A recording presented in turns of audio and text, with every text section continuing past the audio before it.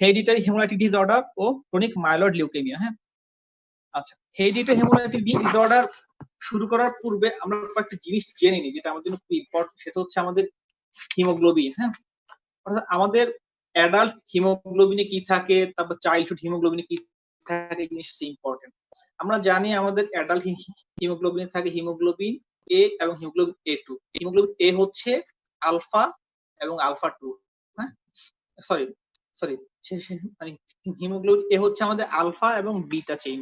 এই দুইটা চেইন মিলে হয় আমাদের হিমোগ্লোবিন এ, আর হিমোগ্লোবিন A2 টা হয় আমাদের আলফা 2 আর ডেল্টা 2, এই দুইটা চেইন দিয়ে। হ্যাঁ, আর আমাদের এমব্রায়োনিক লাইফে যে হিমোগ্লোবিন থাকে সেটা থাকে আলফা 2 এবং গামা 2। এটা বেসিক্যালি থাকে হচ্ছে ফিটাল লাইফে। শুনতেছেন আপনারা সবাই? আপনারা যদি একটু ইয়া দিয়েন আমার মানে ভালো হয় আর কি। আমি হ্যাঁ আমি বলে যাব। হ্যাঁ, ওকে, শোনা যাচ্ছে। শোনা যাচ্ছে? আচ্ছা জি স্যার। আচ্ছা, তাহলে যে এটা সম্পর্কে আমাদের ধারণা ক্লিয়ার। আমাদের যে হিমোগ্লোবিন পাওয়া যায় আমাদের এর স্ট্রাকচার হচ্ছে আলফা এবং বিটা, আর A2 এর স্ট্রাকচার হচ্ছে আলফা 2 এবং ডেল্টা 2। আর আমাদের হিমোগ্লোবিন এফ যেটা হচ্ছে সেটা হচ্ছে আলফা 2 এবং গামা 2। হ্যাঁ, এটা ফিটাল লাইফে থাকে।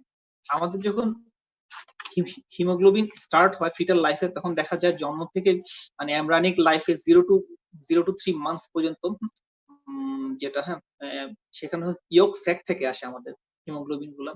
তারপরে আসে হচ্ছে লিভার থেকে, তারপর স্প্লিন থেকে। আর অ্যাডাল্ট লাইফে এটা আমাদের বোন ম্যারোতে মানে বোন ম্যারো দিয়ে এস্টাবলিশড হয়ে যায়। হ্যাঁ, ঠিক আছে।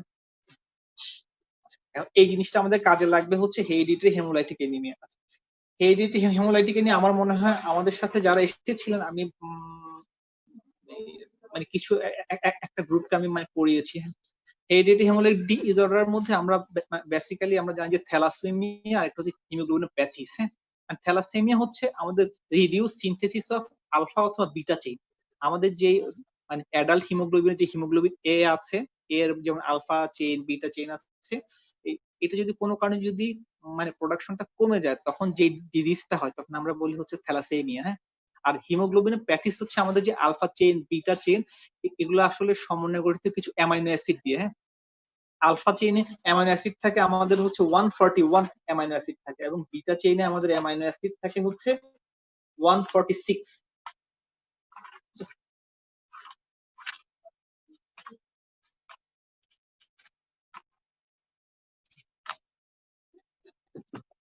আচ্ছা, যেটা হচ্ছে আলফা মানে বিটা চেইন থাকে, কিন্তু বিটা চেইন থাকে আমাদের ক্রোমোজোম নাম্বার 11 এ এবং আলফা চেইন থাকে আমাদের ক্রোমোজোম নাম্বার 16 এ। হ্যাঁ,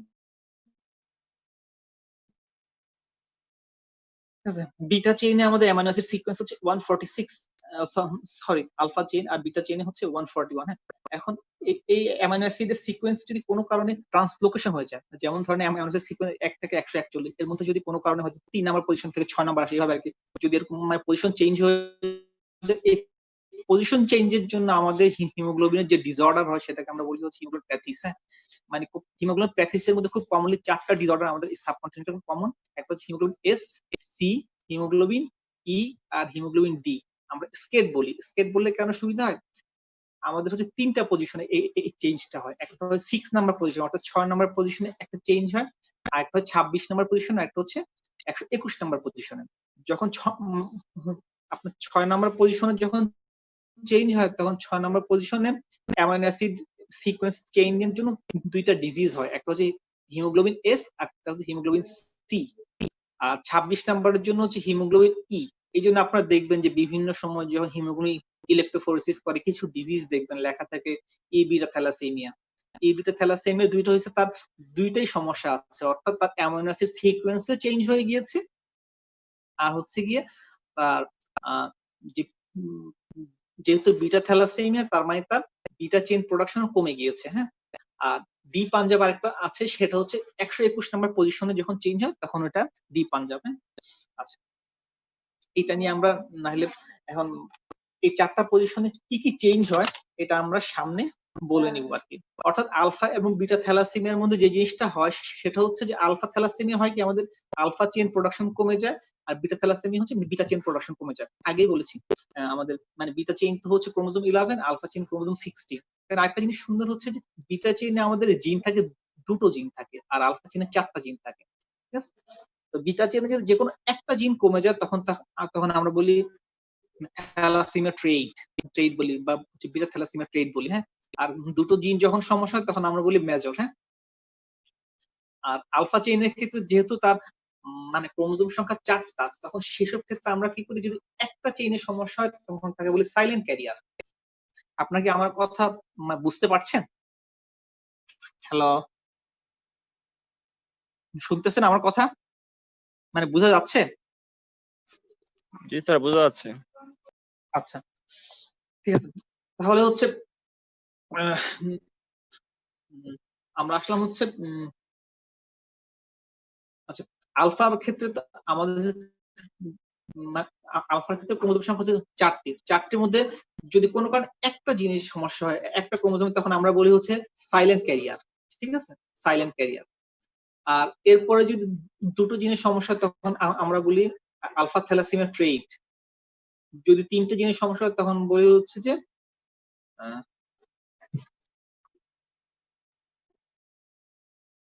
হিমোগ্লোবিন বার্স। 4টা জিনিস হলে হাইড্রোস ফিটালিস। সাধারণত হাইড্রোস ফিটালিস বাচ্চা আমরা কখনো পাই না, হ্যাঁ।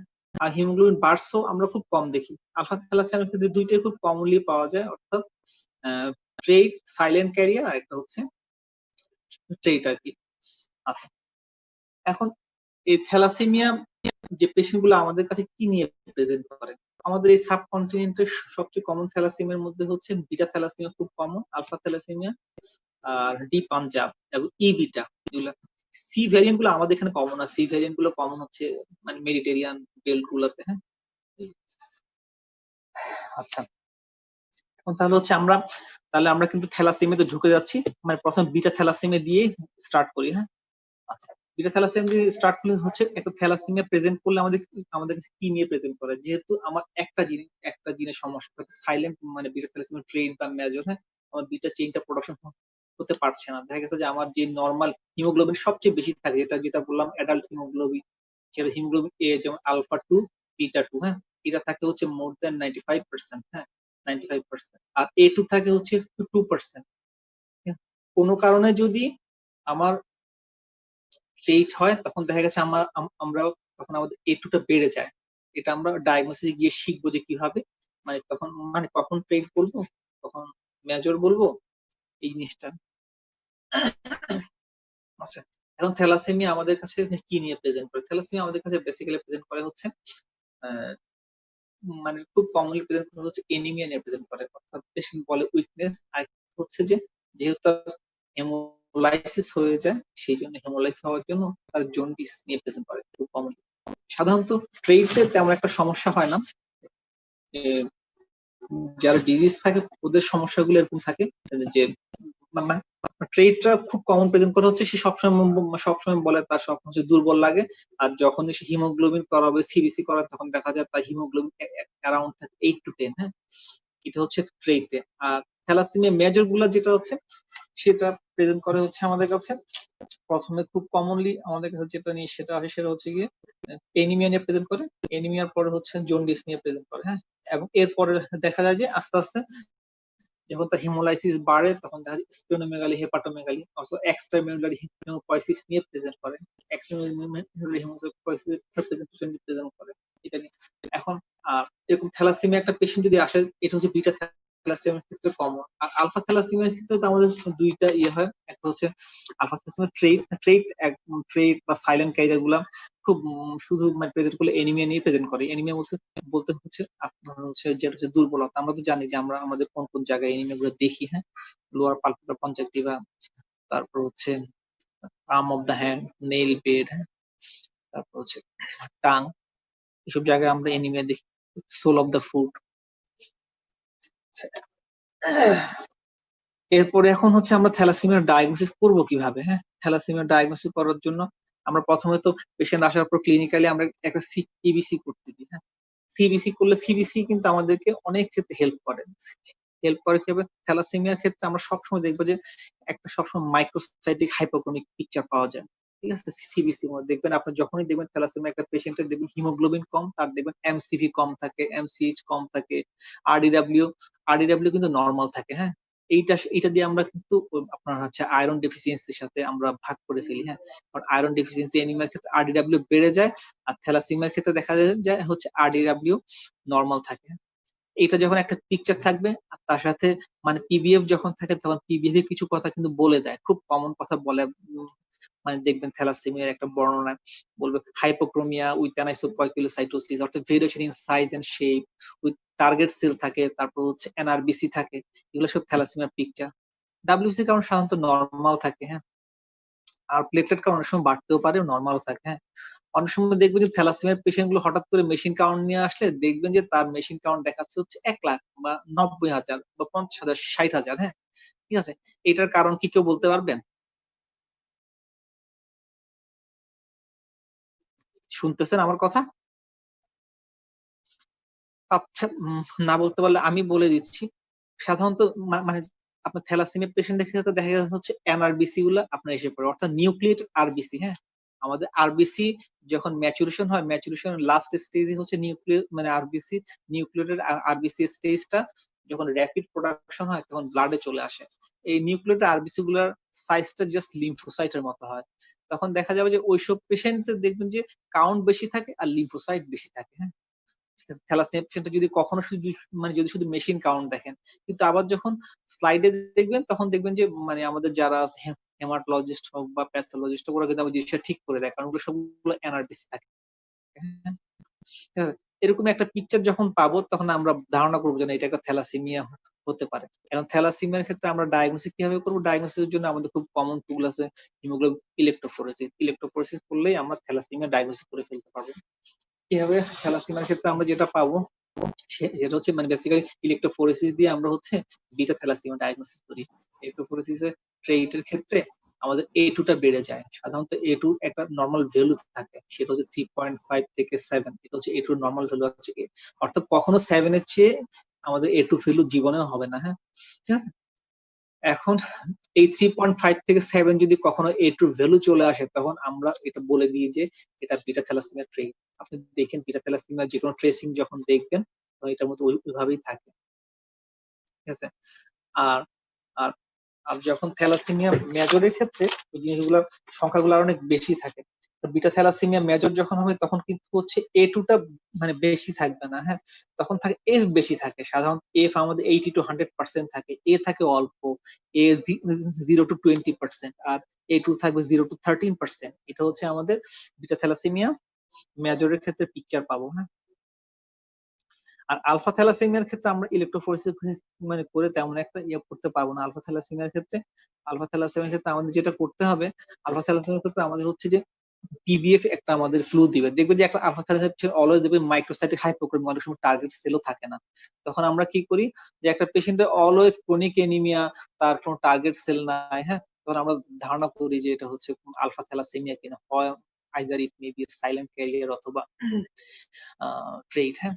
তো আলফা থ্যালাসেমিয়া ডায়াগনোসিসের জন্য আমরা কি করি, মানে মিউটেশন স্টাডি করে ফেলতে পারি। তো মিউটেশন স্টাডি করলে আমাদের আলফা থ্যালাসেমিয়া ডায়াগনোসিস হয়ে যায়, হ্যাঁ।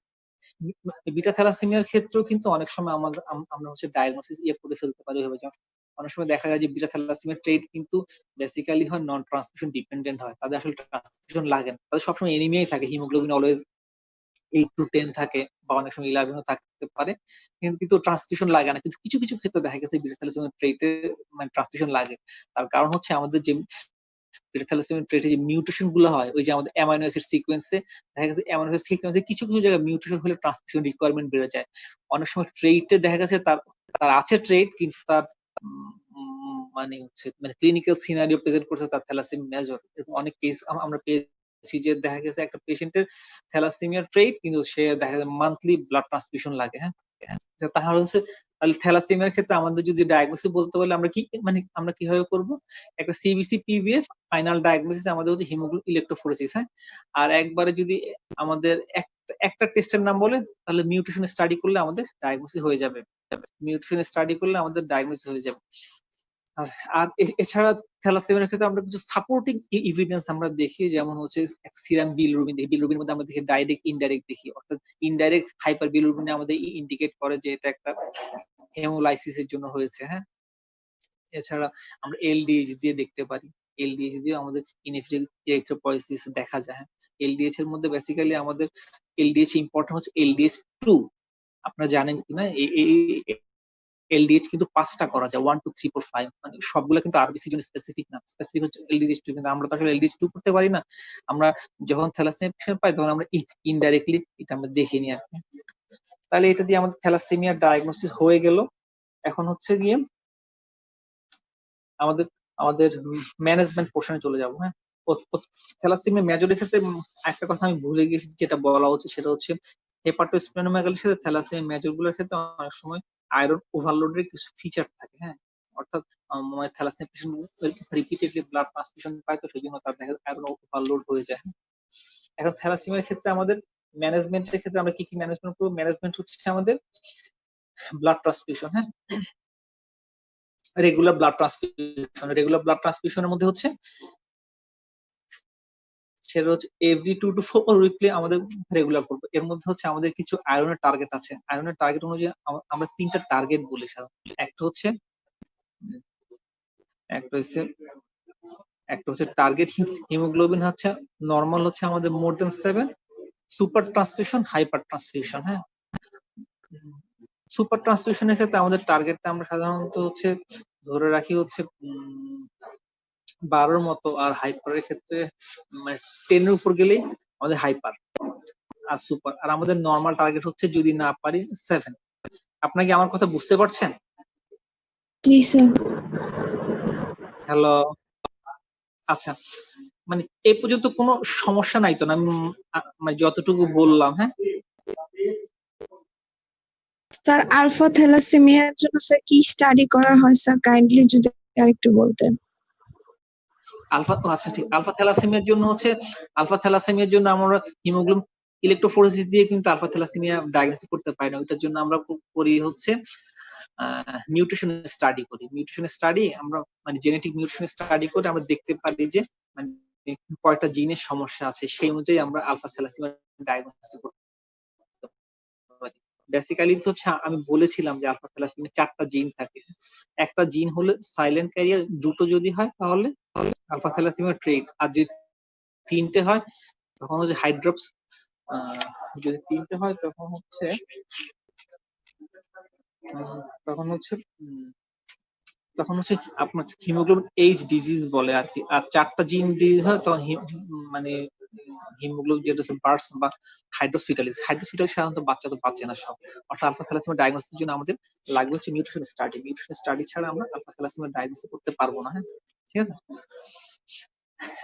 আর বিটা থ্যালাসেমিয়া আমরা কিভাবে ডায়াগনোসিস করতে পারবো এতটুকু তো আমরা পারবো না।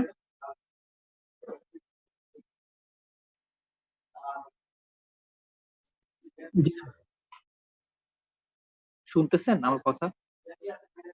জি আমি স্যার। একজনের নাম ধরে বলি, মানে কারণ আমি তো কাউকে দেখতে পাচ্ছি না। আমি একজনকে করি, তাহলে আমার জন্য খুব ভালো হয়। আমি ধরেন শহীদকে চিনি, আমি শহীদের নামটাই করি। হ্যাঁ, ঠিক আছে। তাহলে হচ্ছে ওই ওই বলুক যে সে শুনতে পাচ্ছি না, তাহলে আমি মানে বুঝবো যে আপনারা বুঝতেছেন। আর যদি না বুঝেন তাহলে কেউ মানে আনসার দিতে পারবেন। ঠিক আছে স্যার। আচ্ছা শহীদ সাহেব, আমি এতটুকু পর্যন্ত তো আপনাদের ক্লিয়ার না? আলফা থ্যালাসেমিয়া এখন আমি যাইনি, আমি হচ্ছে বিটা থ্যালাসেমিয়া। আপনার বিটা থ্যালাসেমিয়ার ক্ষেত্রে আমরা বলছি আর কি, বিটা থ্যালাসেমিয়া ট্রেট আর হচ্ছে মেজরটা। হ্যাঁ, বেসিক্যালি বিটা থ্যালাসেমিয়া ট্রেটে আমাদের ট্রিটমেন্ট দরকার হয় না। বিটা থ্যালাসেমিয়া ট্রেটের ক্ষেত্রে আমাদের হিমোগ্লোবিন অলওয়েজ 8 to 10 বা 11 এরকমই থাকে। কখন বিটা থ্যালাসেমিয়া ট্রেটের ক্ষেত্রে আমরা ট্রিটমেন্ট এই থ্যালাসেমিয়ার ক্ষেত্রে কিন্তু আমরা একটা ড্রাগ অলওয়েজ দিয়ে রাখি, ফলিসন। কেন ফলিসন দিই? কারণ আমাদের তো থ্যালাসেমিয়ার হিমোগ্লোবিন গুলো অ্যাবনর্মাল থাকে, স্প্লিনে গিয়ে ভেঙে যায়। তার হচ্ছে যে বারবার হিমোগ্লোবিন প্রোডাকশন হয়। একবার মানে ক্লাসে বলেছিলাম হয়তো আপনার যখন শহীদ সাহেবরা আমাদের এখানে শহীদ ছিলেন, তখন হচ্ছে মানে ফলিসন ছাড়া কিন্তু আমাদের মানে কোনো হিমোগ্লোবিন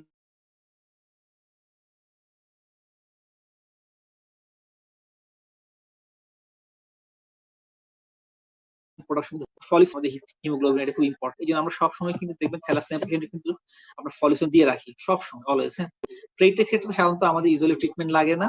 ট্রেটের ক্ষেত্রে কখন ট্রিটমেন্ট লাগে? স্পেশাল সিচুয়েশন বলতে হচ্ছে একটা ট্রেট পেশেন্ট, সে প্রেগনেন্ট উইমেন, ঠিক আছে, এরকম পেশেন্ট গুলো আমি অনেক পেয়ে থাকি। ট্রেট মানে প্রেগনেন্ট, তখন তার ক্ষেত্রে ট্রিটমেন্ট লাগবে।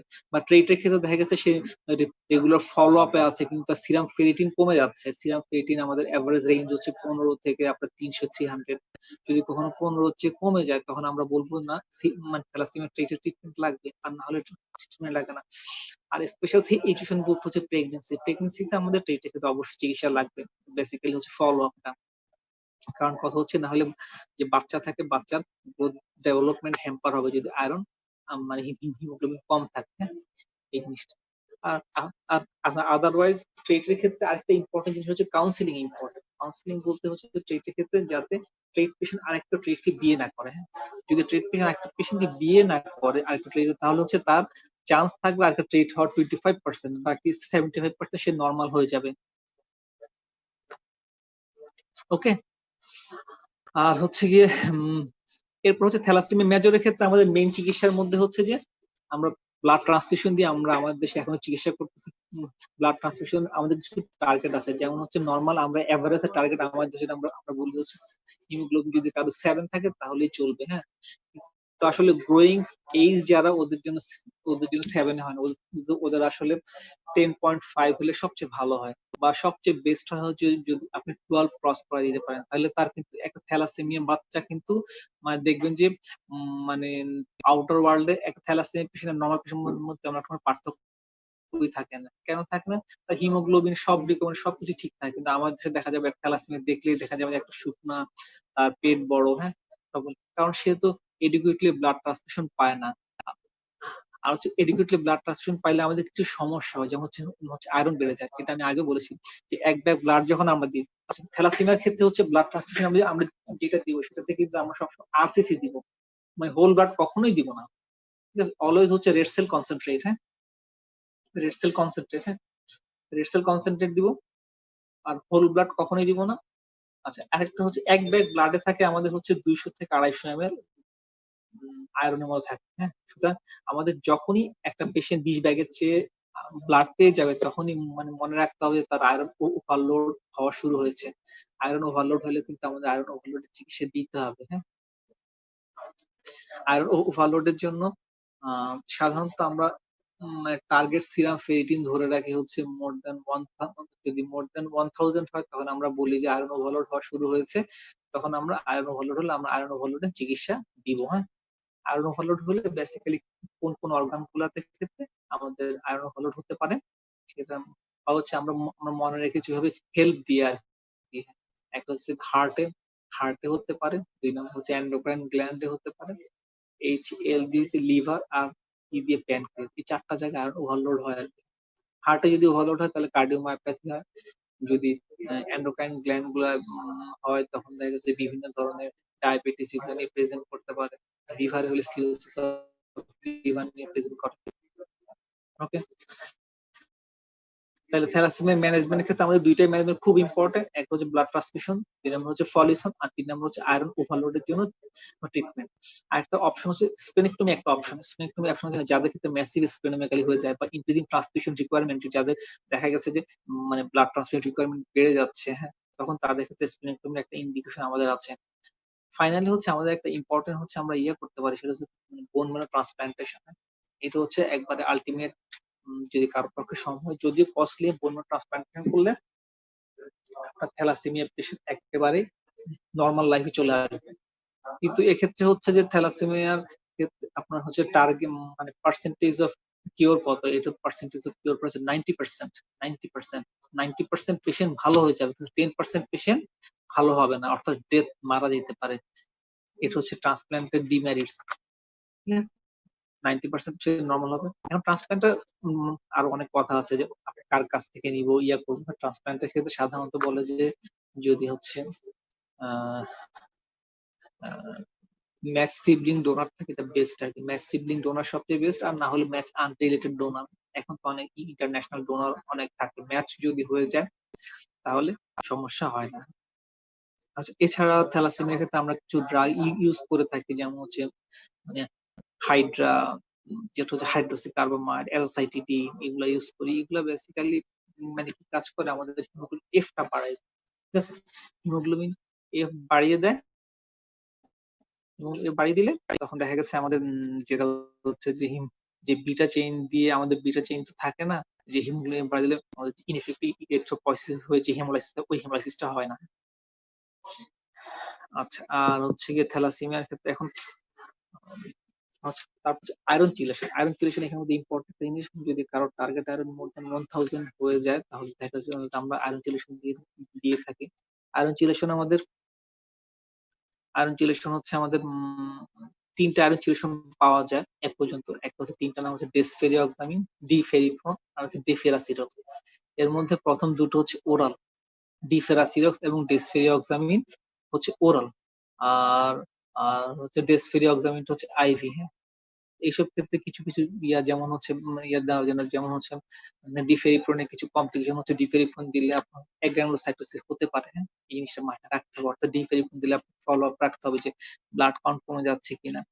তারপর হচ্ছে ডিফেরাসিরক্স, ডিফেরাসিরক্স গুলো আছে যে সেগুলো দিলে অনেক সিরাম ক্রিয়েটিনিন বেড়ে যায়, যাদের রেনাল ইমপ্লয়মেন্ট থাকে ওদেরকে দেওয়া যায় না। আর ডেসফেরিঅক্সামিন গুলো খুবই ভালো আইভি প্রিপারেশন, কিন্তু এটা হচ্ছে বাচ্চাদের ক্ষেত্রে কিছু কমপ্লিকেশন করে, যেমন অটোটক্সিসিটি, নিউরোটক্সিসিটি এগুলো করে, এই জন্য মানে বাচ্চাদের ক্ষেত্রে এগুলো সাধারণত ইউজ করে না। আলফা থ্যালাসেমিয়া, বিটা থ্যালাসেমিয়া, আচ্ছা বিটা থ্যালাসেমিয়া এর চেয়ে আর বেশি কিছু নেই। আলফা থ্যালাসেমিয়ার ক্ষেত্রে কিছু হচ্ছে যে আলফা থ্যালাসেমিয়া ট্রেড আর alpha thalassaemia silent carrier. Silent carrier তো আমরা সাধারণত জানি একটা জিনিস সমস্যা হলেই হয়, অ্যাসিম্পটোমেটিক থাকে, কিছু পেশেন্টের এমসিভি, এমসিএইচসি এগুলো কম থাকে। আর ট্রেইটের ক্ষেত্রে হচ্ছে ডাবল জিনের সমস্যার জন্য হয়। এগুলো basically iron deficiency, sorry, anaemia নিয়ে প্রেজেন্ট করে। আমরা যদি পিবিএফ করি তাহলে দেখা যায় মাইক্রোসাইটিক হাইপোক্রোমিক এনিমিয়া থাকে, হ্যাঁ? কিন্তু এইসব ক্ষেত্রে আর তেমন কোনো কমপ্লিকেশন থাকে না। কিন্তু তিনটা জিনিস সমস্যা হলে ওদেরই খুব সমস্যাগুলো থাকে, ওইসব ক্ষেত্রে হচ্ছে এনিমিয়া নিয়ে প্রেজেন্ট করে পেশেন্ট গুলো। এবং সিবিসি ক্ষেত্রে দেখা যায় যে তার হচ্ছে যে হাইপোক্রোমিয়া থাকে, টার্গেট সেল থাকে, এনআরবিসি থাকে, রেটিকুলোসাইট কাউন্ট বেশি থাকে, হ্যাঁ? ঠিক আছে, রেটিকুলোসাইট কাউন্ট বেশি থাকে।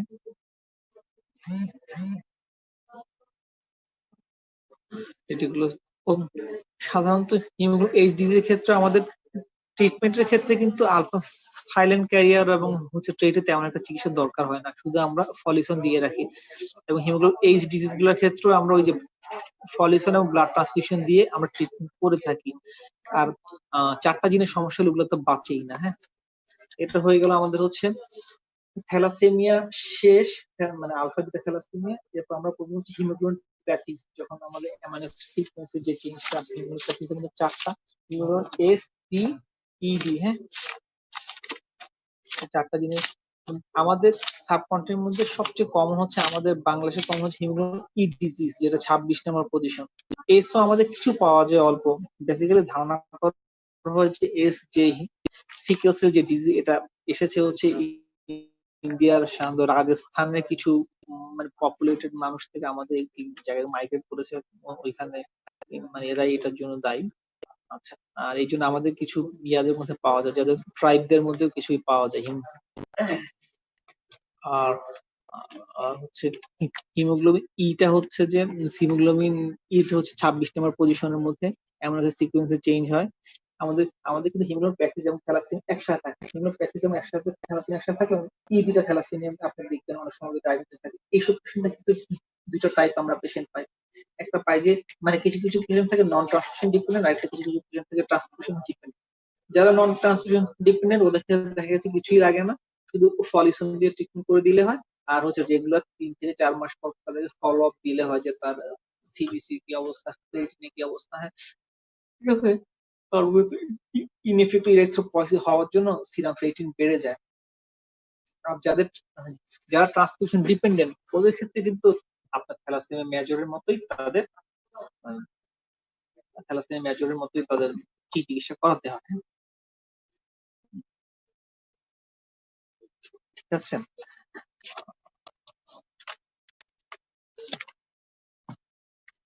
একটা জিনিস বলে নি, হচ্ছে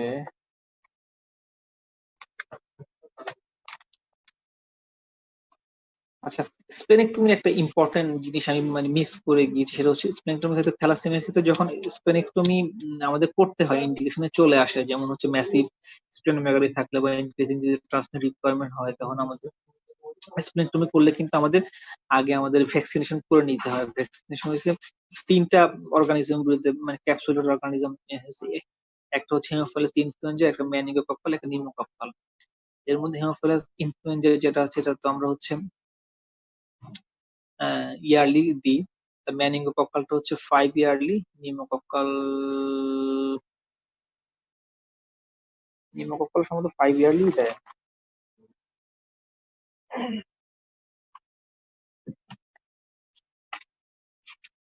থ্যালাসেমিয়া নিয়ে কি আর কারো কোনো কোশ্চেন আছে? শহীদ, আপনি বলেন তো, থ্যালাসেমিয়া নিয়ে আপনাদের আর কোনো কোশ্চেন? স্যার থ্যালাসেমিয়াতে এই ম্যারিজ কাউন্সিলিং আর হচ্ছে স্যার এক্স-রে ফাইন্ডিংসটা আরেকবার একটু। মানে থ্যালাসেমিয়া নিয়ে হচ্ছে ম্যারেজ কাউন্সিলিং না? হ্যাঁ জি স্যার। ম্যারেজ কাউন্সিলিং, আমরা তো জানি যে থ্যালাসেমিয়া হচ্ছে আমাদের অটোজোমাল রিসেসিভ ডিজিজ, অর্থাৎ আমাদের অটোজোমাল রিসেসিভ মানে হচ্ছে 2টা জিনের সমস্যা হতে হবে, হ্যাঁ ঠিক আছে, একটা জিন হলেই হবে না, হ্যাঁ ঠিক আছে? সুতরাং কারো যদি মা থ্যালাসেমিয়া হয়, বাবা যদি নর্মাল থাকে, হ্যাঁ, তাহলে হচ্ছে তার ক্ষেত্রে থ্যালাসেমিয়া হওয়ার চান্স কতটুকু থাকে? ওই পেডিগ্রিটা যদি করেন, হ্যাঁ, একটা মা থ্যালাসেমিয়া কিন্তু বাবা নর্মাল, হ্যাঁ, তাহলে ওইসব ক্ষেত্রে দেখা যাচ্ছে যে থ্যালাসেমিয়া হওয়ার চান্স থাকে। আপনার পেডিগ্রিটা আঁকেন এক্স ওয়াই আর হচ্ছে এক্স এক্স, হ্যাঁ, এসব ক্ষেত্রে দেখা যায় আমাদের 50% চান্স থাকে যে তার ট্রেট হওয়ার, যদি ট্রেট হয়, হ্যাঁ, আর 50% হচ্ছে আমরা নর্মাল থাকবো। ওকে, এই পেডিগ্রিটা, হ্যাঁ। আর কারো ক্ষেত্রে যদি দেখা যাচ্ছে যে মা থ্যালাসেমিয়া ট্রেট, বাবা থ্যালাসেমিয়া ট্রেট, দুইজনের ট্রেট, হ্যাঁ, ওইসব ক্ষেত্রে আমাদের থ্যালাসেমিয়া হওয়ার চান্স থাকে হচ্ছে 25%। বাচ্চা হলে তাদের চান্স থাকে থ্যালাসেমিয়া হওয়ার, বাকি 50% বাচ্চার চান্স থাকে হচ্ছে ট্রেট হওয়ার, বাকি 25% হচ্ছে নর্মাল হওয়ার চান্স থাকে। ওকে, ক্লিয়ার? এটা হচ্ছে আমাদের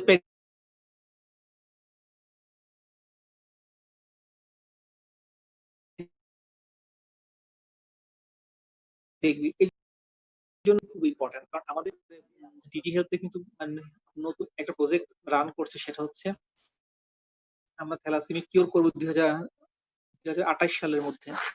অর্থাৎ আমরা যদি কোনো ট্রেড পেশেন্ট পাই, ওইসব ট্রেড পেশেন্টের ক্ষেত্রে আমরা স্ক্রিনিং অবশ্যই করব, যে ট্রেড পেশেন্টের বাচ্চা সবাইকে স্ক্রিন করব।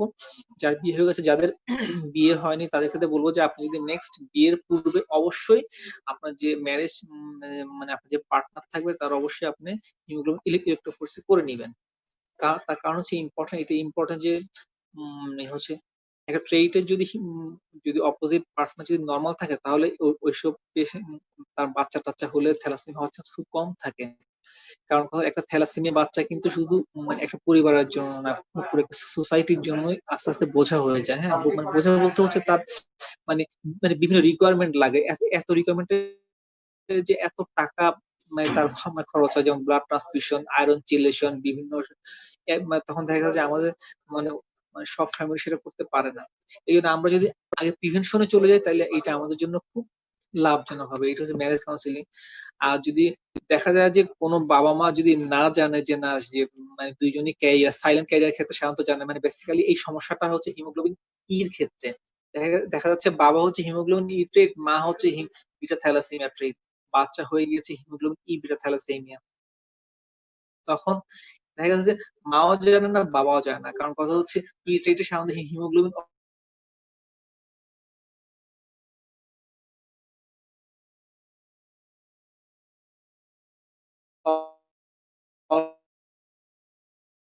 অলওয়েজ থাকে, কোনো তো তখন দেখা যাচ্ছে যে এখান থেকে যদি ই বিটা থ্যালাসেমিয়ার একটা বাচ্চা চলে আসে, তখন দেখা যায় এইসব পেশেন্টদের ক্ষেত্রে আবার ব্লাড ট্রান্সফিউশন লাগতেছে, বিভিন্ন ধরনের বারবার ট্রান্সফিউশন দেওয়ার ফলে আয়রন ওভারলোড হচ্ছে, আয়রন ওভারলোডের ফলে আয়রন ওভারলোড কমপ্লিকেশন গুলো হচ্ছে। আর কোনো পেশেন্ট যদি দুইটা বিটা থ্যালাসেমিয়া মানে মাইনর বা ট্রেড বিয়ে করে ফেলে, ওদের ক্ষেত্রে একই অবস্থা, থ্যালাসেমিয়া মেজর হয়ে যাওয়ার চান্স থাকে।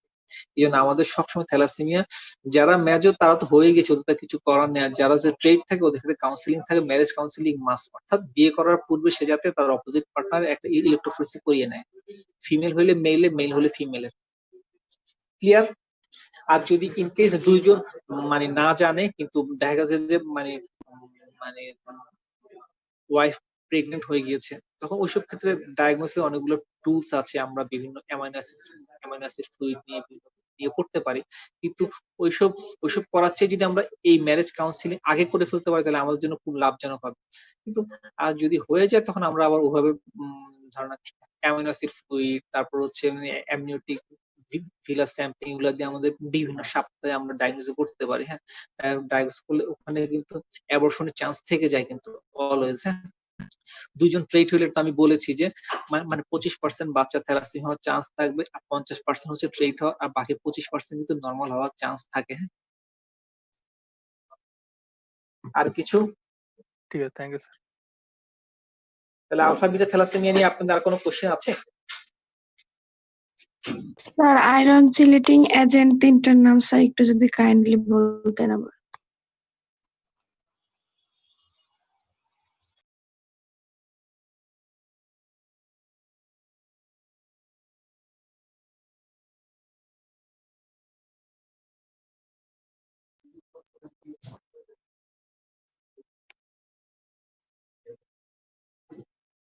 আবার বলবেন আয়রন চিলেটিং এজেন্ট তিনটার নাম স্যার আরেকটু। ও আচ্ছা, আয়রন চিলেটিং এজেন্টের মধ্যে তিনটা পাওয়া যায়। একটা হচ্ছে ডিফেরিপ্রন, এটা হচ্ছে ওরাল। হ্যাঁ, ওরাল পাওয়া যায়, এটার ডোজ হচ্ছে 75 to 100 milligram per KG body weight. ঠিক আছে, এটার এটার ডিফেরিপ্রনের প্রধান কমপ্লিকেশন হয় অ্যাগ্রানুলোসাইটোসিস, অর্থাৎ আমাদের যে সিবিসি যে ব্লাড কাউন্ট গুলো আছে, হিমোগ্লোবিন, ডাব্লিউসি প্লেটলেট, এগুলো কমে দিতে পারে। 2 নম্বর পাওয়া যায় হচ্ছে ডিফেরাসিরক্স, এটাও হচ্ছে ওরাল এজেন্ট। এটার মেইন সমস্যাগুলোর মধ্যে হচ্ছে এটা সিরাম ক্রিয়েটিনটা ইনক্রিজ করে, মানে বাড়িয়ে দেয়, আর হচ্ছে অনেক সময় জিআইটি আপসেট করে। আর একটা এই দুটো ওরাল। আর আইভি ফরমেশন হচ্ছে ডেসফেরিঅক্সামিন। ডেসফেরিঅক্সামিন হচ্ছে আইভি ফর্মে পাওয়া যায়। এটা মেইন কমপ্লিকেশনের মধ্যে অটোটক্সিটি, নিওটক্সিটি, নেফ্রোটক্সিটি। অটো আর নিউরো খুব কমনলি হয়, যেন সাধারণত বাচ্চাদের ক্ষেত্রে অনেক সময় আমরা এটা কম ইউজ করি, মানে খুব কমনলি এখন আমরা ইউজ করি হচ্ছে ডিফেরাসিরক্স। হ্যাঁ, ডিফেরাসিরক্স খুব পাওয়া যায়। এর মধ্যে ডিফেরিপ্রন আমরা পাই হচ্ছে দুইটা স্ট্রেংথে পাই। ডিফেরিপ্রন পাই 500 মিলিগ্রাম স্ট্রেংথে পাওয়া যায়, বাংলাদেশে পাওয়া যায় ফেরিপ্রন নামে। তারপরে ডিফেরাসিরক্স পাওয়া যায় আসুনরা নামে, পাওয়া যায় আসুনরা নামে, এটা হচ্ছে দুইটা স্ট্রেংথে পাওয়া যায়। 250 পাওয়া যায়, 500 পাওয়া যায়, 400 পাওয়া যায়। হ্যাঁ, বাংলাদেশে যেটা পাওয়া যায় নোভার্টিসে সেটা 400 মিলিগ্রাম, আর কিছু ইন্ডিয়ান কোম্পানি এটা মানে মার্কেটিং করছে, সেটা হচ্ছে 250-500 মিলিগ্রামে পাওয়া যায়।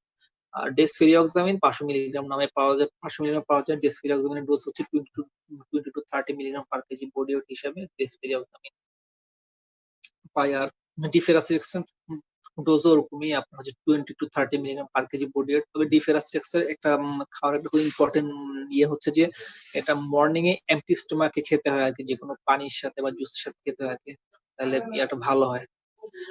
আর আরেকটা জিনিস বলে দিই, সেটা হচ্ছে ইম্পর্টেন্ট হচ্ছে যারা হচ্ছে থ্যালাসেমিয়া পেশেন্টের ক্ষেত্রে আয়রন ওভারলোড হয়, আয়রন ওভারলোড হওয়ার জন্য আমরা কিন্তু কিছু ইয়া বলি যে আয়রন ফর্টিফাইড ফুড যারা আছে একটু যাতে কম খায়, যেমন আয়রন ফর্টিফাইড ফুডের মধ্যে কিছু কিছু যেগুলো কম সেগুলো হচ্ছে যেমন হচ্ছে আপনি জানেন ভালো করে কচু, কচুলতি, লাল শাক, কাঁচকলা, বেদানা, কলিজা, এগুলোর মধ্যে আয়রন বেশি থাকে, একটু যাতে ওটা কম খায় আয়রন ফর্টিফাইড ফুড গুলো। আর হচ্ছে রং চা খাওয়ার জন্য বলি আমাদের। হ্যাঁ, 3 বেলা করে রং চা খেলে আয়রন আয়রন অ্যাবজর্পশন কম হয়। হ্যাঁ, এই জন্য। আর কিছু?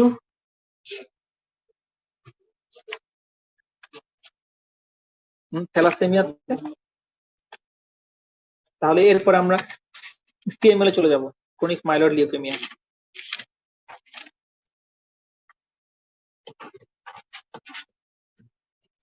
আমি কি মানে ক্রনিক মাইলয়েড লিউকেমিয়া চলে যাব? শহীদ? স্যার এই থ্যালাসেমিয়াতে মনে হয় আর কারো কোশ্চেন নাই মনে হচ্ছে স্যার। নাই না? তাহলে আমি ক্রনিক মাইলয়েড লিউকেমিয়া চলে যাই, আমাদের সময় আছে আর 20 মিনিট। হ্যাঁ, আচ্ছা, লিউকেমিয়া গুলোর মধ্যে হচ্ছে আমাদের দুইটা লিউকেমিয়া আমরা আগে স্টার্ট করি, অর্থাৎ আমাদের হেমাটোলজির মধ্যে হচ্ছে আমরা সবসময় সিরিজ ধরে বলি, একটা হচ্ছে হিমোগ্লোবিনের সিরিজ। এখন আমরা যেটা যাচ্ছে ওটা হচ্ছে ডাব্লিউ সিরিজের মধ্যে। ডাব্লিউ সিরিজের মধ্যে হচ্ছে, যদি ডাব্লিউ সিরিজের মধ্যে আমরা হচ্ছে 5টা সেল পাই, এর মধ্যে হচ্ছে নিউট্রোফিল, লিম্ফোসাইট, ইসোনোফিল, বেজোফিল, একটা হচ্ছে মনোসাইট। এই 5টা সেল ডাব্লিউ সিরিজের মধ্যে। এই ডাব্লিউ সিরিজে যদি কোনো প্রবলেম হয় তখনই আমরা সাধারণত লিউকেমিয়া গুলোর ক্ষেত্রে এই প্রবলেম গুলো দেখা যায়। হ্যাঁ, এখন এর মধ্যে যদি দেখা যাচ্ছে নিউট্রোফিলের প্রিকারসর গুলোর মধ্যে সমস্যা হয়, তখন যেটা হয় সেগুলো হচ্ছে মাইলোপ্লাস্টিক, লিম্ফোসাইট প্রিকারসর হলে এগুলো মানে লিম্ফোপ্লাস্টিক। সাধারণত আমাদের লিউকেমিয়া গুলো হচ্ছে দুই ধরনের, অ্যাকিউট আর ক্রনিক। অ্যাকিউট লিউকেমিয়া গুলোর মধ্যে হচ্ছে acute myeloblastic leukaemia, acute lymphocytic বা লিম্ফোপ্লাস্টিক লিউকেমিয়া। ক্রনিকের ক্ষেত্রে হচ্ছে ক্রনিক ক্রনিক মাইলয়েড লিউকেমিয়া, আর একটা হচ্ছে chronic lymphocytic leukaemia. Chronic myeloid লিউকেমিয়াটা আজকে আমাদের টপিকস এর মধ্যে আছে। হ্যাঁ, ক্রনিক মাইলয়েড। আচ্ছা, ক্রনিক মাইলয়েড লিউকেমিয়ার ক্ষেত্রে বেসিক্যালি ইনসিডেন্সটা হচ্ছে এটিওলজি সাধারণত আননোন বলে। হ্যাঁ, অনেকের ক্ষেত্রে বলে যে হচ্ছে মানে সিএমএল কাজের ক্ষেত্রে বেশি হয়, যারা অনেক সময় ইয়েতে কাজ করে, আপনার ডেজার্টে কাজ করে। হ্যাঁ, তারপরে যারা হচ্ছে মানে মেরিনার যারা, ওদের ক্ষেত্রে আমরা অনেকগুলো পেশেন্ট পেয়েছি, মানে পিএসএমএল সিএমএল বেশি হয়। কারণ আমরা ধারণা করি যে সাধারণত সানলাইটের যে হিট ওয়েভের যে রেডিয়েশনটা আছে, এটা যখন ব্যাকফ্লো করে তখন এটাতে মিউটেশন হয়ে চেঞ্জ হয়। এটা হচ্ছে যে এটা আমাদের এটা কোনো এস্টাবলিশড হাইপোথিসিস না। হ্যাঁ, ইউজুয়ালি আমরা জানি যে মানে এটা এখন আমরা মানে কজ জানি না। আর ইনসিডেন্স হচ্ছে আমাদের ক্ষেত্রে ক্রনিক মাইলয়েড লিউকেমিয়ার ক্ষেত্রে হচ্ছে 1.25 পার 1 লাখ, অর্থাৎ 1 লাখে একজন বা 1.25 এদের চান্স বেশি থাকে। এবং মেইন এইজ হচ্ছে যে আহ, সাধারণত 50 বছর সবচেয়ে বেশি হয়, এবং মেল প্রিডোমিনেন্ট। হ্যাঁ, মেলদের এই ডিজিজ বেশি হয়। বাচ্চাদের ক্ষেত্রে কিন্তু খুবই unlikely chronic myeloid leukaemia. Chronic myeloid leukaemia হচ্ছে 3টা ফেজ থাকে, একটা হচ্ছে ক্রনিক ফেজ, অ্যাক্সিলারেটর ফেজ, একটা ব্লাস্টিক ক্রাইসিস। এটা হচ্ছে আমরা ক্রনিক ফেজ গুলো হচ্ছে যে ক্রনিক ফেজ গুলোর মধ্যে কিছু ক্রাইটেরিয়া দিয়ে আমরা ক্রনিক ফেজ বলে দেখা যাচ্ছে ওষুধ পেশেন্টের ক্ষেত্রে তার সিবিসি তে বা অন্যদের ব্লাস্ট থাকে মোর দেন মানে লেস দেন 10%। বেজোফিল থাকে হচ্ছে লেস দেন 20%। হ্যাঁ, আর অ্যাক্সিলারেটর ফেজ গুলোতে দেখা যায় তার ব্লাস্ট পার্সেন্টেজ 10 to 90%। হ্যাঁ, আর বেজোফিল থেকে মোর দেন 20%। আর ব্লাস্টিক ফেজ হচ্ছে মোর দেন 20% গেলে এটা হচ্ছে ব্লাস্টিক ফেজে চলে যায়। ব্লাস্টিক ফেজ আসলে মানে যে কোনো মানে ব্লাস্টিক ফেজ আর অ্যাকিউট লিউকেমিয়া হচ্ছে সেম আর কি। অর্থাৎ অ্যাকিউট লিউকেমিয়া গুলোর ক্ষেত্রে আমরা বলি হচ্ছে ডিনোভো যেটা আর কি, অর্থাৎ হ্যাঁ এটা হচ্ছে সেকেন্ডারি।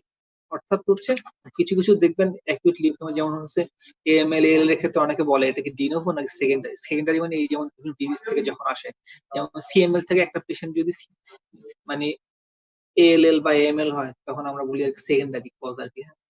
সিএমএল তে সাধারণত 70% কেস এএলএল হতে পারে, সবচেয়ে বেশি হয় সবচেয়ে বেশি হচ্ছে এএমএল এর ক্ষেত্রে 70% কেস, আর এএলএল হয় 30% কেসের ক্ষেত্রে।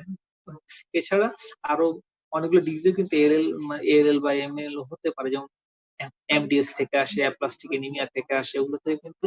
তারপর হচ্ছে আমাদের মাইলোপ্রলিফারেটিভ যে নিউপ্লাজম যেগুলো আছে সেগুলো থেকে কিন্তু আপনার একই হচ্ছে ট্রান্সফর্ম করে। মাইলোপ্রলিফারেটিভ নিউপ্লাজম বলতে হচ্ছে আপনার পিআরভি। পিআরভি মানে সিএমএল কিন্তু হচ্ছে ক্রনিক লিউকেমিয়া হলে কিন্তু এটা আমরা মাইলোপ্রলিফারেটিভ নিউপ্লাজমের মধ্যেও কিন্তু সিএমএল কে ফেলে দেয়। অর্থাৎ মাইলোপ্রলিফারেটিভ নিউপ্লাজমের মধ্যে হচ্ছে 8টা ডিজিজ আমরা বলি। তার মধ্যে একটা হচ্ছে chronic myeloid leukaemia, polycythaemia rubra vera, essential thrombocythaemia ET. হ্যাঁ, 4 নাম্বার হচ্ছে গিয়ে সিএমএল পিআরভি ইটি। তারপর হচ্ছে সিএমএল পিআরভি, তারপর হচ্ছে মাইলোফাইব্রোসিস। হ্যাঁ, myelofibrosis, chronic neutrophilic leukaemia, chronic eosinophilic leukaemia, chronic basophilic leukaemia. তারপর হচ্ছে সিস্টেমিক মাস্টোসাইটোসিস। এগুলো সবগুলো হচ্ছে মাইলোপ্রলিফারেটিভ নিউপ্লাজমের ডিজিজ। এর মধ্যে আমরা খুব কমনলি হচ্ছে পিআরভি, পলিসাইথেমিয়া রুব্রা ভেরা পাই আর কি। পলিসাইথেমিয়া রুব্রা ভেরার মধ্যে হচ্ছে 2টা ভাগ আছে, যেমন মানে প্রাইমারি সেকেন্ডারি। এটা আমরা আরেকদিন পড়বো ইনশাল্লাহ। ঠিক আছে, এখন সিএমএল হচ্ছে এই মাইলোপ্রলিফেরেটিভ নিউপ্লাজমিক ভ্যারাইটির মধ্যে। ঠিক আছে? যদি এটা কিন্তু দুইটা ভাগে করি আমরা, অনেক সময় ক্রনিক লিউকেমিয়াতে বলি আর মাইলোপ্রলিফেরেটিভ মধ্যে বলি। সিএমএল এর বেসিক্যালি যে সমস্যাটা হচ্ছে আগে বলতো হচ্ছে ফিলাডেলফিয়া ক্রোমোজোমের জন্য, ফিলাডেলফিয়া ক্রোমোজোমে আমাদের ওই যে 9 নাম্বার আর 22 নাম্বার ক্রোমোজোমের মধ্যে ট্রান্সলোকেশন হয়ে যায়, হ্যাঁ? ঠিক আছে? তখন হয় কি, এই ট্রান্সলোকেশন হওয়ার পরে যে ফিলাডেলফিয়া ক্রোমোজোম যে বিসিআর এবিএল অ্যান প্রোডাক্টটা হয়, এই অ্যান প্রোডাক্টটা কি করে, এই অ্যান প্রোডাক্টটা হচ্ছে আমাদের আমাদের এই যে ডাব্লিউসি কাউন্ট যে নেগেটিভ যে মেকানিজম, এটা এই নেগেটিভ মেকানিজম স্টপ করে দেয়, যেন আমাদের ডাব্লিউসি কাউন্ট বাড়তে থাকে, প্রলিফারেশন অনেক বেশি হয়ে যায়, হ্যাঁ? ঠিক আছে? এখন সিএমএল পেশেন্ট গুলো মানে কি নিয়ে প্রেজেন্ট করে বেসিক্যালি হচ্ছে, তাহলে সিএমএল আমাদের মেইন জিন যেটা সমস্যা, সেটা হচ্ছে পিসিআর এবিএল জিনের সমস্যা।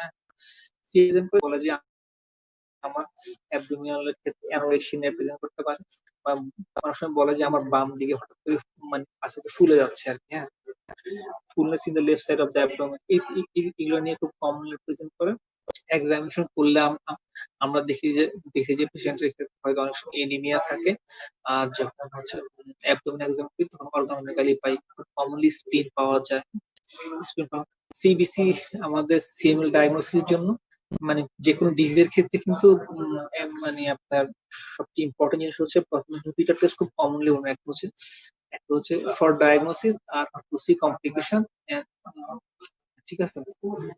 And একটা ডায়াগনোসিস জন্য টেস্ট করবো, একটা হচ্ছে কমপ্লিকেশন বা আদার টেস্টের মধ্যে আমরা ফেলে দিব আর কি। তো ডায়াগনোসিসের জন্য আমরা যেটা করি সেটা আমরা দুইটা টেস্ট করলে আমরা সিএমএল ডায়াগনোসিস করে ফেলতে পারবো। একটা হচ্ছে সিবিসি করলে আমরা করতে পারবো। সিবিসি তে আমরা কি পাবো? সিবিসি তে আমরা পাবো যে হচ্ছে আমাদের আরবিসি সিরিজের মধ্যে আমরা যেটা পাবো সেটা হচ্ছে একটা অ্যানাইসোপ্রেমিয়া পাবো, তার সাথে এনআরবিসি পেতে পারি। ডাব্লিউবি সিরিজ এর মধ্যে হচ্ছে ইনক্রিজিং নাম্বার পাবো, হ্যাঁ, increasing slide shift to the left. Predominant cell থাকবে আমাদের, কি থাকবে, নিউট্রোফিল থাকবে, লিম্ফোসাইট থাকবে, ইসোনোফিল, বেসোফিল সবগুলো থাকবে, কিন্তু সবচেয়ে ইম্পর্টেন্ট হচ্ছে বেসোফিল, হ্যাঁ। অর্থাৎ বেসোফিল ছাড়া কখনো কিন্তু সিএমএল হবে না। শুধু সিএমএল না, অর্থাৎ মাইলোপ্রলিফারেটিভ নিউপ্লাজমের ডিজিজ গুলা বেসোফিল ছাড়া কিন্তু হবে না কিন্তু, হ্যাঁ। অর্থাৎ আপনি পিআরবি বলেন, তারপর হচ্ছে ইটি বলেন, তারপর হচ্ছে মাইলোফাইব্রোসিস বলেন, সবগুলোতে কিন্তু বেসোফিল থাকতেই হবে, বেসোফিল ছাড়া হবে না, ঠিক আছে? সিএমএল এর ক্ষেত্রে কিন্তু একই অবস্থা, তো বেসোফিল আমার থাকতেই হবে। আচ্ছা, আচ্ছা, এখন তাহলে ডাব্লিউসি কাউন্টের মধ্যে আমরা প্রিডোমিনেন্ট সেল মধ্যে আমরা কি পাবো? এক নিউট্রোফিল পাবো, মাইলোসাইট পাবো, নিউট্রোফিল, মাইলোসাইট, এই জিনিসগুলো পাওয়া যাবে আর কি না, আর বেসোফিল পাওয়া যাবে। আর প্লেটলেট কাউন্ট নরমাল থাকতে পারে, বাড়তেও পারে, অনেক সময় কমতেও পারে। এরপর fatigue, lethargy, weight loss common symptom নিয়ে প্রেজেন্ট করে। এক্সামিনেশন করলে আমরা স্প্লেনোমেগালি দিয়ে পাই, হ্যাঁ। অনেক সময় সিএমএল এর কাউন্ট তো অনেক বেশি থাকে, লিউকোসিটিক ফিচার নিয়ে অনেকে প্রেজেন্ট করতে পারে, খুব মানে খুব আনকমনলি লিম্ফ্যাডেনোপ্যাথি, হেপাটোমেগালি নিয়ে প্রেজেন্ট করে, তাও করতে পারে অনেক সময়, ঠিক আছে? আর ডাব্লিউসি কাউন্ট করলে আমাদের ডাব্লিউসি কাউন্ট সাধারণত হাই পাই, অনেক বেশি পাই, এবং দেখা গেছে যে সিএমএল এ কিন্তু অবশ্যই বেসোফিল থাকতে হবে, আমি এই কথা বলেছি।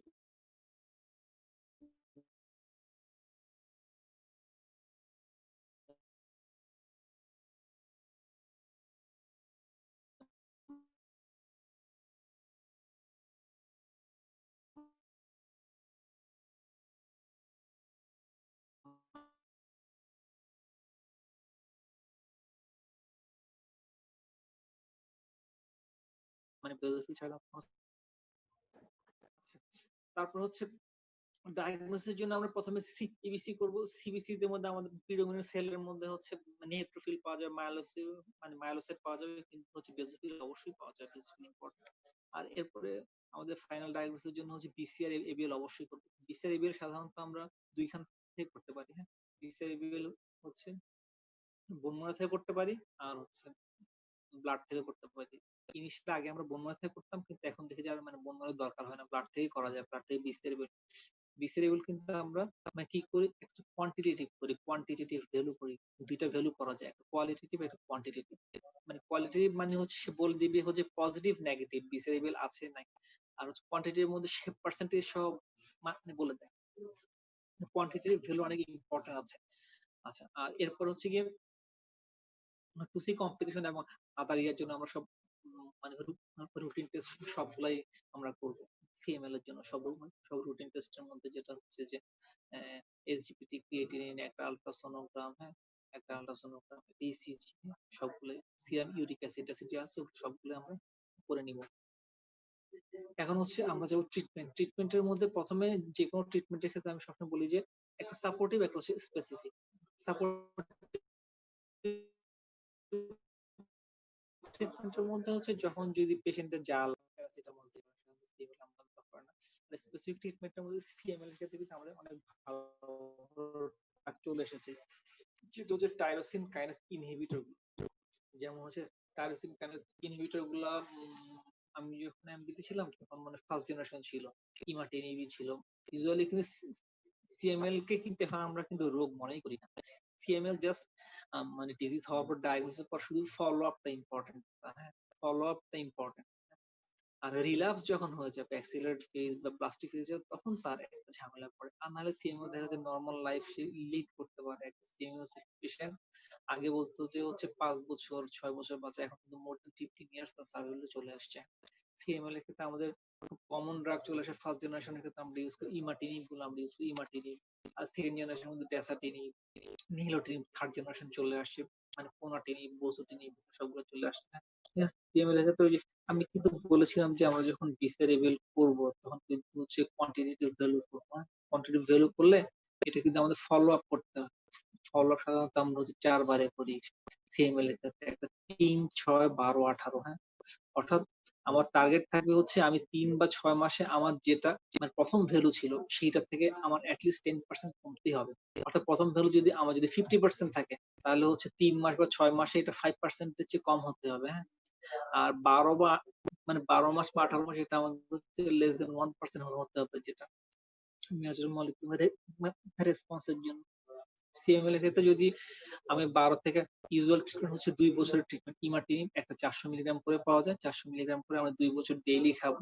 অনেক স্পেশাল সিচুয়েশন আছে যেগুলো ইমাটিনিব বন্ধ করতে হয়, ওগুলা ছাড়া আমরা কিন্তু ইমাটিনিব কখনই আর বন্ধ করবো না। 2 বছর পর্যন্ত ইমাটিনিব খাবো। 2 বছরের পরে আমরা ডিসিশন নিব যে আমরা ইমাটিনিব কন্টিনিউ করবো কি করবো না।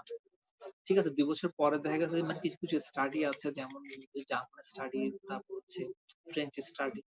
তো ফ্রেঞ্চ স্টাডিতেই মানে বলে যে মানে কন্টিনিউ করে যাও, কন্টিনিউ করলে খুব ভালো, তাহলে রিল্যাপসের চান্স কম থাকে। আর জার্মান স্টাডি গুলোর ক্ষেত্রে বলে না দরকার নাই, আমি ফলো আপ করবো। অর্থাৎ 3 থেকে 6 মাস পর পরে আমরা বিসিআরএবল করতে থাকবো। 6 মাস পর বিসিআরএবল করে যদি দেখি যে বিসিআরএবল তার হচ্ছে লেস দেন 0.1%, তাহলে আর দরকার নাই, আমি আর ইমার্জেন্সি কন্টিনিউ করবো না।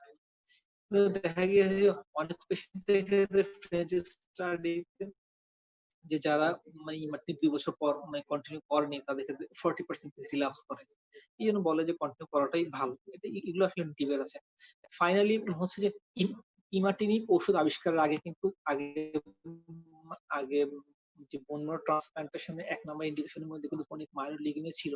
এখন কিন্তু ক্রনিক মায়োলিউকেমিয়া কিন্তু বিএমটি বলে না, মানে বোন ম্যারো ট্রান্সপ্লান্টেশন বা স্টেম সেল ট্রান্সপ্লান্টেশন বলে না। এটা বলে হচ্ছে যখন সব ইমাটিনিব ফেইল্ড হবে, অর্থাৎ ইমাটিনিবিতে আমরা থার্ড জেনারেশন পর্যন্ত চলে এসেছি। অর্থাৎ কখনো যদি সব ইমাটিনিব ফেইল্ড হয় তাহলে হচ্ছে আমাদের ইন্ডিকেশন হচ্ছে bone marrow transplantation. Bone marrow transplantation মধ্যে অ্যালোজেনিক।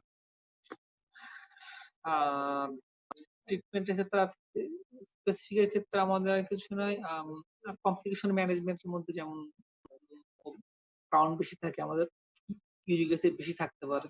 ইউরিক অ্যাসিড কমানোর জন্য লো ইউরিক অ্যাসিড এগুলো আমাদের যোগ করতে হবে। হ্যাঁ, যেমন অ্যালোপুরিন, ফেবুস্টেট, হ্যাঁ, এগুলো ইউজ করতে হবে। সাধারণত আমরা সিএমএল এ কিভাবে সিবিসি দেখে বুঝবো যে আমার রেসপন্স হয়েছে কিনা হেমাটোলজিক্যাল। সাধারণত আমরা একটা পেশেন্টের সিএমএল এ, আপনি যদি কখনো সিএমএল এর কাউন্ট দেখে থাকেন, আমি যদি কখনো সামনাসামনি আমি দেখাবো আপনাদেরকে, টোটাল কাউন্ট থাকবে 1.5 লাখ, 2 লাখ, 2.5 লাখ, এভাবে কাউন্ট থাকে। এই কাউন্টটা দেখা যাচ্ছে 2 থেকে 4 সপ্তাহের মধ্যে এটা 10,000 এর মধ্যে চলে আসবে। প্লেটলেট কাউন্ট লেস দেন 450 এর মধ্যে চলে আসবে। ঠিক আছে, কোনো বেজোফিল আমরা কিন্তু পাবো না। হ্যাঁ, এবং আমার যে স্প্লিন থাকবে এটা কিন্তু নন পালপেবল হবে। এটা কিন্তু আমরা ক্লিনিক্যাল আর হেমাটোলজিক্যাল রেসপন্স, হ্যাঁ, সিএমএল বুঝতে। আর সাইটোজেনেটিক রেসপন্সের মধ্যে হচ্ছে যে আমার ফিলাডেলফিয়া ক্রোমোজোম দিয়ে মানে করতে হয় আর কি। এর মধ্যে হচ্ছে মেজর মলিকুলার সাইটোজেনেটিক্স এর মধ্যে অনেকগুলো ভাগ করা থাকে, একটা কমপ্লিট, পার্শিয়াল, মেজর ভাগের মধ্যে আলাদা আলাদা ভাগ করা থাকে। এটা লাগবে না, এটা আমাদের জন্য ইম্পর্টেন্ট। টাইম ছিল। আর মেজরের মধ্যে হচ্ছে যদি ওই যে লগ যেটা বললাম, লগ হচ্ছে মেজর মলিকুলার রেসপন্স কখন বলবো, যদি কারো লগ 0.01% থাকে তখন ওটাকে বলবো মেজর মলিকুলার রেসপন্স। আর ফলো আপ আমরা সবসময় যদি 12 থেকে 18 মাস বা 2 বছর পর্যন্ত যখন পেশেন্টের ইমাটিনিব কন্টিনিউ করার পর ফলো আপ করবো 3 to 6 মান্থলি বিসিআরএবিএল দিয়ে ফ্রম ব্লাড। সিএমএল এ আর কিছু সিএমএল এ জানতে চান আপনারা? স্যার টাইরোসিন কাইনেজ ইনহিবিটরের কোনো অ্যাডভার্স এফেক্ট আছে নাকি? আচ্ছা আচ্ছা, হ্যাঁ, টাইরোসিন কাইনেজ ইনহিবিটরের যে ড্রাগ টাইরোসিন কাইনেজ ইনহিবিটরগুলো খুব কমনলি যেটা করে সেটা হচ্ছে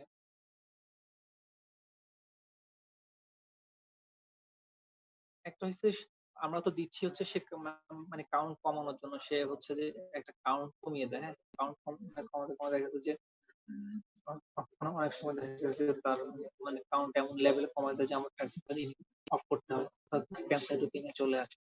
তখন কিছু কিছু ইন্ডিকেশন থাকে, যেমন যদি কারো ইউটিলিটি স্টার্ট করার পর কারো যদি টোটাল কাউন্ট ১৩,০০০ এর চেয়ে কমে যায়, প্লেটলেট ৫০,০০০ এর চেয়ে কম, হিমোগ্লোবিন ১০ এর চেয়ে কম, তাইলে আমাদের তারপর হচ্ছে আর হচ্ছে এসজিপিটি টা বাড়িয়ে দেয়। এসজিপিটি সাধারণত 3 to 5 টাইম বাড়াইতে পারে। 3 to 5 টাইম হচ্ছে যদি বেশি বেড়ে যায় তাহলে আমরা বন্ধ করে দিতে হয়। তারপর হচ্ছে হেমোলাইসিস করার সময় তো সিরাম বিলিরুবিন যদি বেড়ে যায় তখন আমাদের কিন্তু ইমাটিনিব স্টার্ট করতে হবে। কমনলি এই তিনটা জিনিসই ইমাটিনিব করে। আর কিছু?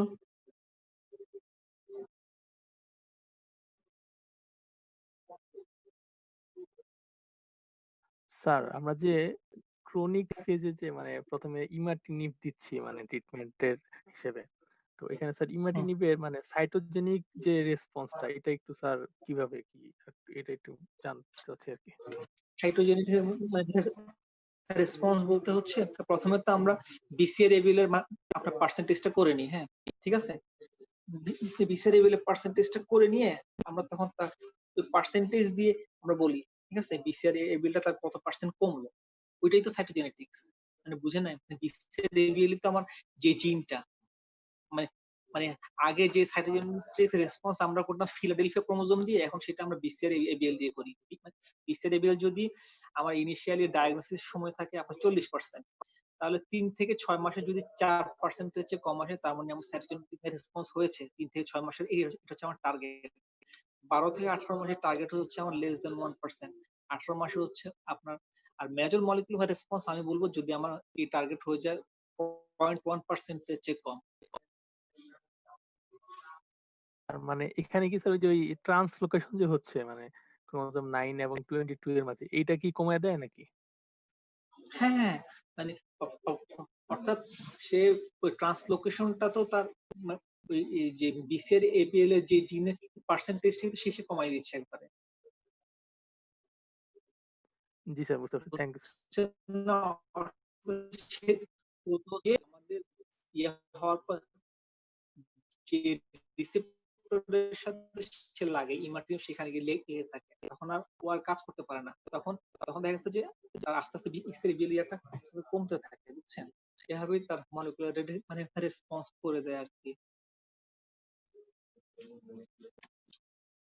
এখানে অনেকগুলো কথা আছে, যেমন ইমাটিনিব হচ্ছে বিসিআরএবিএল এর মধ্যে যারা হচ্ছে অ্যাক্টিভ তাদের ক্ষেত্রে কাজ করে ভালো, ইনঅ্যাক্টিভ এর ক্ষেত্রে ভালো কাজ করে না। এরপরে সেকেন্ড জেনারেশন গুলা ক্ষেত্রে হচ্ছে অ্যাক্টিভ ইনঅ্যাক্টিভ দুইটা ক্ষেত্রে ভালো কাজ করে। হ্যাঁ, এক একটা মানে কাজ আছে, আবার মানে কিছু কম্পিটিশন খুব বেশি, যেমন ইমাটিনিবের চেয়ে আপনার ডেসার্টিনিবের কম্পিটিশন খুব বেশি থাকে। হ্যাঁ, তারপর হচ্ছে যে এখন তো আসলে এর পরের জেনারেশনে আমরা চলে গেছি হচ্ছে আমরা মিউটেশন স্টাডি মানে করে ফেলি। যেমন ধরেন একটা পেশেন্ট ইমাটিনিব পাচ্ছেন, ইউজুয়ালি দেখা যাচ্ছে তার রেসপন্স করতেছে না, তখন আমরা তার মিউটেশন স্টাডি করে ফেলি। দেখা যায় কোন মিউটেশনটার জন্য এই ঝামেলাটা হচ্ছে, ওই মিউটেশন স্টাডির জন্য আলাদা স্পেসিফিক ড্রাগই আছে। ঠিক আছে? তো সে অনুযায়ী ড্রাগ দেওয়া যায়। বা আমরা যদি ইনিশিয়ালি চাই যে মানে ইনিশিয়ালি আসলে এটা দরকার হয় না, ইমাটিনিব সাধারণত রেসপন্স করে ফেলে সবচেয়ে বেশি। বা এখন ইনিশিয়ালি ইমাটিনিব ছাড়াও সেকেন্ড জেনারেশন অনেকে স্টার্ট করে যদি মনে করে এটা স্কোর করে দেখতে, আমরা স্কোর করে দেখি, সোকাল স্কোর এগুলো করে দেখে যদি মনে হয় হাই রিস্ক গ্রুপ থাকে, তখন দেখা যাচ্ছে ইমাটিনিব স্টার্ট করে না, ডেসাটিনিব স্টার্ট করে, স্টার্ট করে ফলো আপ করে। ফলো আপ যদি দেখা যায় যে আমার টার্গেট মানে ফিল আপ হচ্ছে না, তখন মানে আপনার ওই যে ইয়া করে ফেলে, মানে মিউটেশন স্টাডি করে ফেলে, করে তখন ড্রাগ চেঞ্জ করা যায়। অনেকগুলো মিউটেশনের জন্য কিছু স্পেসিফিক ড্রাগ আছে, যেমন আমার এটা এখন মানে মনে নাই, আমি দেখি না কয়েকদিন হলো, মানে পোনাটিনি, বসুটিনি, এগুলো মানে কয়েকটা মিউটেশনের জন্য এগুলো ইম্পর্টেন্ট আছে। যেমন হচ্ছে মানে কিছু মিউটেশনের মধ্যে 299, 315, 359, এগুলো কিছু মিউটেশন আছে, কিছু মিউটেশন স্পেসিফিকলি ড্রাগ আছে। বা ওষুধ মিউটেশনে আমাদের টাইরোসিন কাইনেজের মধ্যে মানে কিছু ড্রাগ দিলে কাজ করবেই না, ওইভাবে হয় আর কি। তো মানে কারো ক্ষেত্রে যদি দেখা যায় যে নিওটিনিব কাজ করছে না, ডেসানিব কাজ করছে না, তখন তাদেরকে মানে মিউটেশন স্টাডিটা করে বের করে ফেলে, তখন তার স্পেসিফিক ড্রাগ দিয়ে দেয়। আর এখন যদি দেখা যায় সব ইমাটিনিব ফেল করে যায়, মানে সব তখন আমরা কি করবো? তখন আমরা কি করি? তখন আমরা ওইসব পেশেন্টদের ক্ষেত্রে আমরা বোন ম্যারো ট্রান্সপ্লান্টেশনে চলে যাই।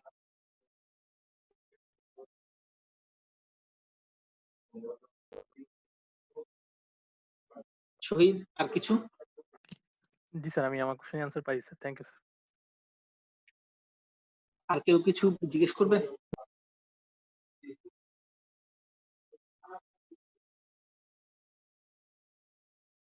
না স্যার। আর কেউ কিছু জিজ্ঞেস করবেন? Thank you. আমি এই ক্লাসে আসলে এইভাবে মানে না দেখলে না মানুষের মানে পড়ানোর ইয়াটা অনেক সুন্দর কখনই হয় না। তারপরও এরপর যদি আমার কিছু মানে ল্যাকিংস থাকে আপনারা আমাকে অবশ্যই জিজ্ঞেস করবেন। শহীদের কাছে আমার নাম্বার আছে, বা আপনার যদি কখনো পার্সোনাল হেমাটোলজি কোনো ইয়া থাকে, তাহলে অবশ্যই আমাকে বলবেন। হ্যাঁ, ইনশাল্লাহ মানে আমি চেষ্টা করবো, হ্যাঁ, এখানের মধ্যে। কারণ থ্যালাসেমিয়া একটা খুব ইম্পর্টেন্ট ডিজিজ, কারণ আপনাদের লং কেস, মানে লং কেস না হলে শর্ট কেসে মাস্ট থ্যালাসেমিয়া থাকবে কিন্তু, হ্যাঁ। এবং ক্রনিক মাইলয়েড লিউকেমিয়া কিন্তু আপনাদের লং কেসে থাকে, হ্যাঁ। ঠিক আছে, লং কেস অবশ্যই থাকবে। লং কেস থাকলে আপনি ভাগ করে বলবেন লং কেস গুলোর ক্ষেত্রে, যে একটা পেশেন্টের যখন লং কেস গুলো বলবেন সুন্দর করে, যে তার পেশেন্টের হিস্ট্রি বললেন, তারপরে এক্সামিনেশনের ক্ষেত্রে স্পিন বললেন, মানে জেনারেল সিস্টেমিক বলে আদার সিস্টেমাইজেশন বললেন। ডায়াগনোসিসের ক্ষেত্রে যখন বলবেন তখন বলবেন যে টু কনফার্ম ডায়াগনোসিসের জন্য আমি কি করব, to see complication and for relevant investigation জন্য আমি কি করব, এগুলো করব। তারপর যাব ট্রিটমেন্টের দুইটা পার্ট, সাপোর্টিভ স্পেসিফিক।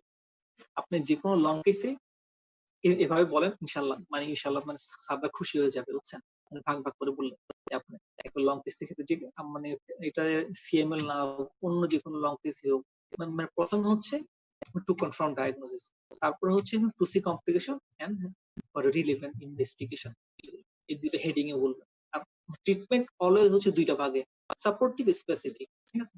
তারপর লং কেসে সবসময় হচ্ছে মানে ক্লিনিক্যাল ফিচার বা সিমটম অ্যানালাইসিস হচ্ছে এক দুইটা বলেন, দুইটা বলে বাকিগুলো হচ্ছে মানে বোর্ডের মধ্যে ঢুকায় ফেলবেন, হ্যাঁ, পেশেন্ট হিস্ট্রি গুলা। আর কিছু ইরিলেভেন্ট হিস্ট্রির মধ্যে বলার দরকার নেই, ঠিক আছে।